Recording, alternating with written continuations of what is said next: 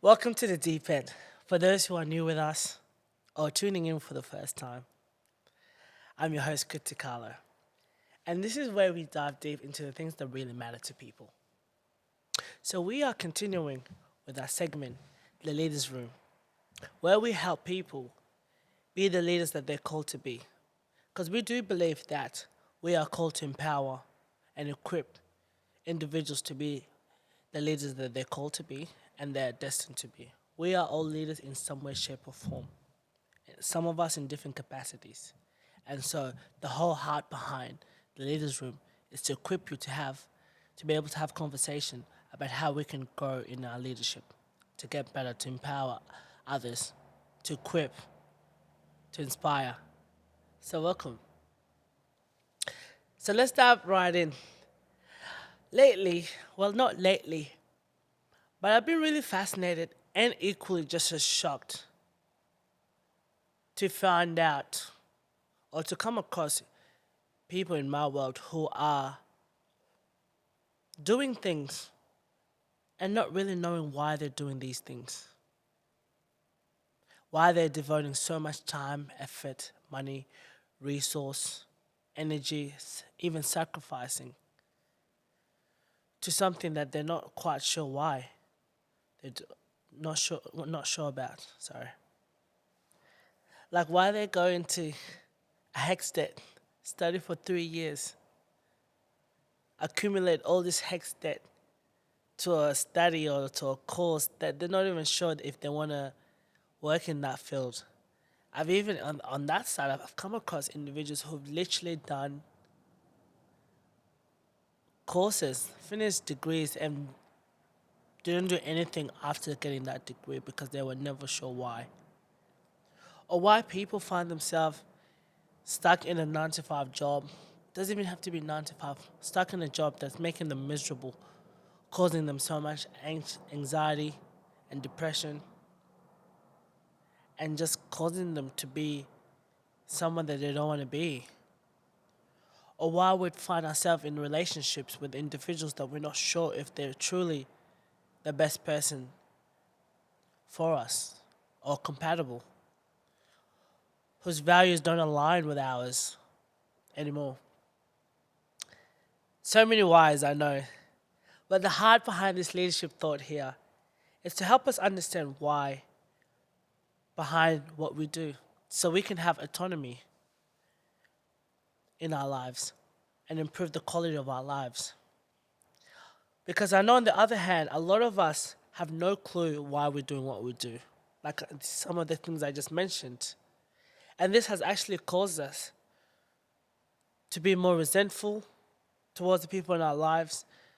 We've become more depressed, anxious, disorientated, which has caused our lives to be a misery, caused us to be very unhappy with our current predicament. So today's all about going back to where it all started, to the very beginning,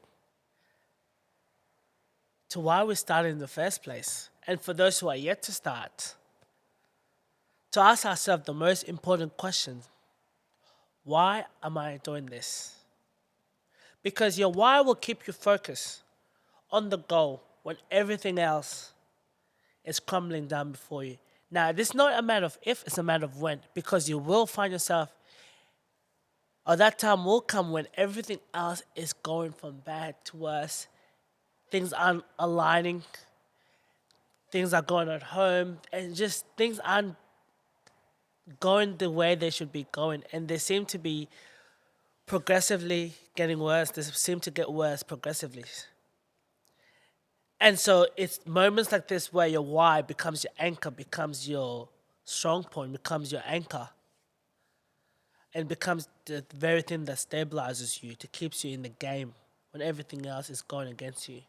Which is why the why is so important, and it's why that why is what keeps you in the game or keeps you out of the game. And the difference is whether you know your why or not. That's ultimately the difference. And in my experience, I found myself, when it comes to finding out my why, whenever my why came from within, that often gave me a sense of purpose. Now, it's not the same for everyone, but for me, whenever my why came from within, that ensured that my why was bigger than I was. I say this, I mean this by saying that when your why is bigger than who you are, it often gives you a sense of purpose. It's not limited to just who you are or your needs and the things that you want to achieve. Nothing wrong with that. But for me personally, like whenever it was bigger than I was, it gave me a sense of purpose. And it enabled me to be able to empower others around me because I understood that my why is so much bigger than just my own personal gain or my own personal achievement, but it was something bigger that served a greater purpose. Not to say if it serves you, it serves a less purpose. That's not to say that at all. But that for me, that's what always anchored me. Finding my why from within. Because sometimes you'll find yourself being consumed or being influenced by outside noise of people saying, oh, you can't do this, or why are you doing this, all these things. And if your why is not from within, then you can find yourself so easily doing something that doesn't make you happy, that doesn't give you joy, and find yourself stuck in a cycle of just doing something, not even having a clue why you're doing it. And another question I ask myself is that helps me with my why is, am I finding joy in this? That's one of the big things because your why should bring you joy. It shouldn't be a thing that is causing you anxiety. It shouldn't be a thing that's causing you to be unhappy or depressed. It should bring you joy. And I say joy and not happiness because I believe that joy is inner peace. It's inner contentment with what's going on. It's so much bigger than happiness. Happiness is a state of emotion. You can feel happy now, and next second you can feel sad. Like the emotions constantly going up and down. So I personally, I wouldn't recommend focusing on being happy, but rather focusing on being joy. Because like I said, happiness changes all the time. And because you're going to find yourself being unhappy, but when you have internal joy, that's able to help you keep moving forward because you're able to see the goal isn't to be happy, the goal is to find joy in what you're doing. And another question that's helped me find my why is, what's the goal? What's the goal here? What's the end goal?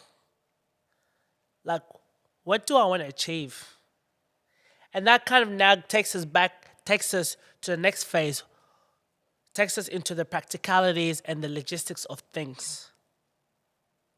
Now that we figured out our why, we figured out the thing that keeps us anchored. Now we're going to actually, how do we bring this to life? It's the what, the who, and the how. The what. What are the things that I need to be able to achieve this goal, to be able to reach this goal? Is this a long-term or short-term goal? Now, this is one of the most important questions because so often when we're not sure whether it's long-term or short-term, we can find ourselves doing something for a long period of time that was never supposed to be long-term. Or we can find ourselves doing something for a short amount of time that was always supposed to be long-term. But when you specify, when you know exactly what your goal is, whether it's long-term or short-term, you're able to hone in, you're able to work accordingly. You're able to create the infrastructure, the things that you need according to your time frame, according to to when your goal is, whether short-term or long-term. What resources and funding do I need to achieve this? And that's another important thing when it comes to finding out our why and bringing our why to life. Is that often we don't think about these things. We don't think about the logistics. We don't think about the funding. We don't think about the resource that we need. For example, if your goal is short term, what are the things that you need? Let's just say you're going to do this for a month. What are the things that you need to be able to sustain it for a month? Do you have access to all these resources and funding? The money that you need to be able to continue this and to have the same quality of service. If it was a one-time thing, now that's a different story.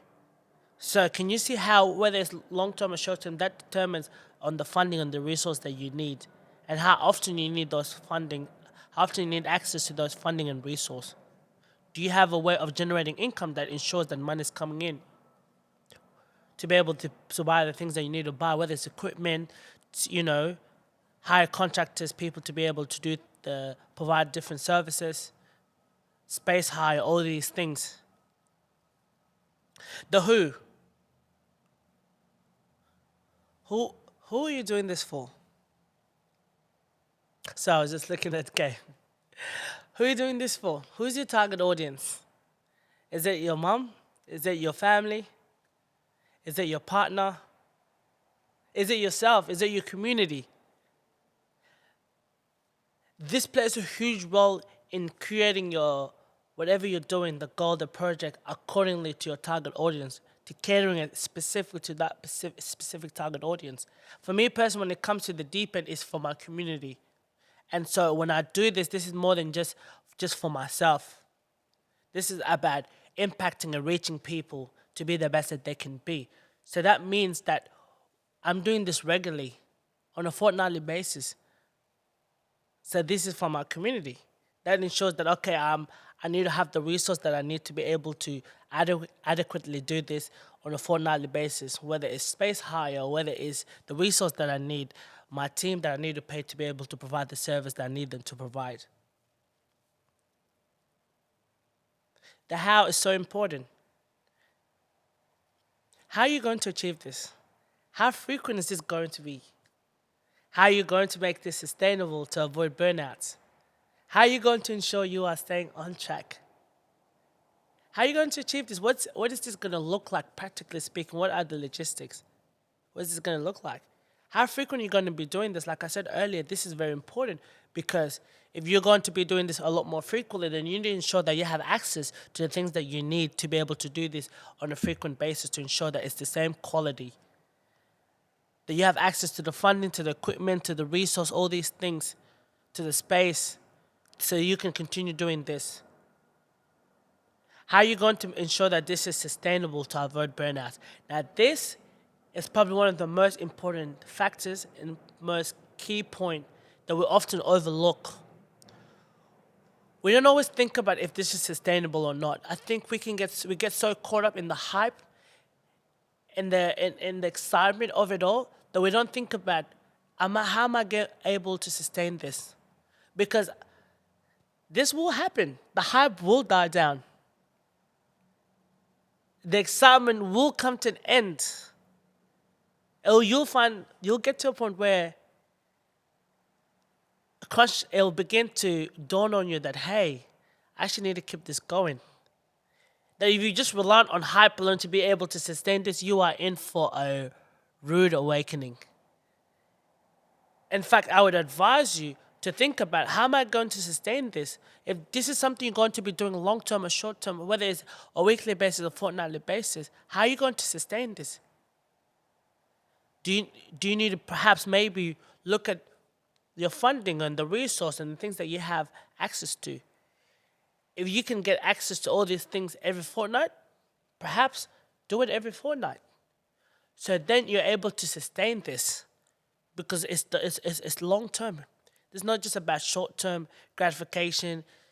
Like I said, the hype is going to wear out. The excitement is going to wear out. But what keeps you in the game 6 months to a year, 2 years from now, is if you're able to sustain this.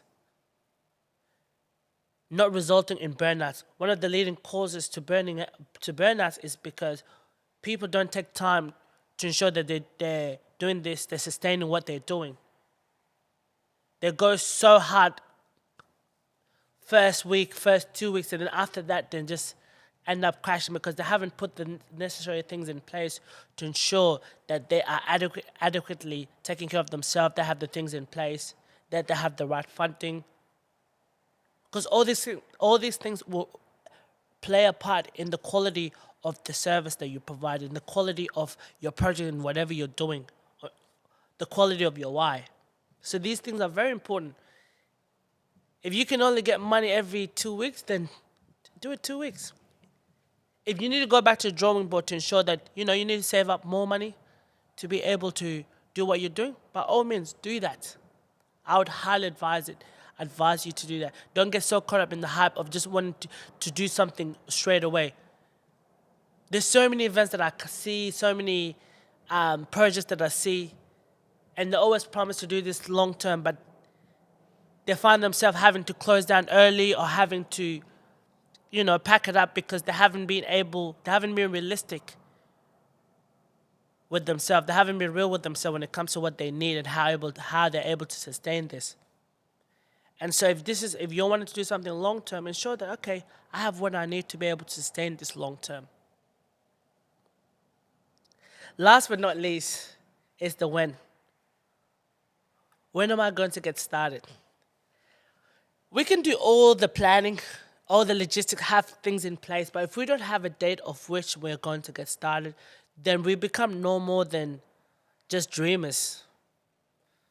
Dreamers with incredible plans, with incredible potential, but never really execute anything. I think the most important thing is to assess and be realistic. Okay, how long do I need to be able to create this? If I need 6 months, 6 months is how long I need. I set a date. 6 months from now, I'm going to start on that date, that time. So now you have now put it in motion. This is when we're going to get started. That ensures that you are accountable. Now you have a date to look forward to of when you're going to execute this, when you're going to start this, and not just pushing back the time of when you're going to get started. Now, there's circumstances that are beyond our control that will require us to move the date a little bit further, and that's okay. There's no issues with that. But when it becomes a habit where you're often moving the time of when you're going to get started or when you're going to come back, it doesn't give you any credibility. You don't look as professional. You don't look as, what's the word? You don't look consistent. And in this game, it's the ones who are consistent that end up winning and the ones that stay around. Consistency is what brings credibility at the end of the day. You don't find credibility by doing something for a short amount of time. You find credibility by for doing it time and time and time and ensuring it's of good quality and improving it. That's what brings you credibility. And the next thing is setting a time for review.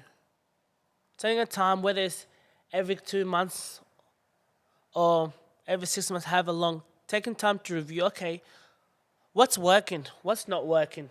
What changes do we need to make to improve the quality of it? Do we need to move some things? Do we need to keep things the same? Constantly analyzing. And it's always good to have someone who's able to see it objectively. Because sometimes when you're doing and you're in it, you won't always have that objective perspective. But having someone who's able to see things objectively and someone who understands the vision, who has your best interest at heart as well, that plays a huge role. Review. Saying, okay, what change do we need to make? And one of the most important things, if not the most important thing, is setting time to relax, rejuvenate, and re-energize. I think we've created this hustle culture, but I think we've taken it a little bit too far in just really promoting, really regurgitating this hustle culture of, working, no days off, working while you're sleeping. And now there's nothing wrong with that. There's nothing wrong with working and to achieve what you want to achieve. Making sure obviously you're taking the time to rest and take care of yourself, because that is going to be the difference between whether you continue this 6 months or a year from now on.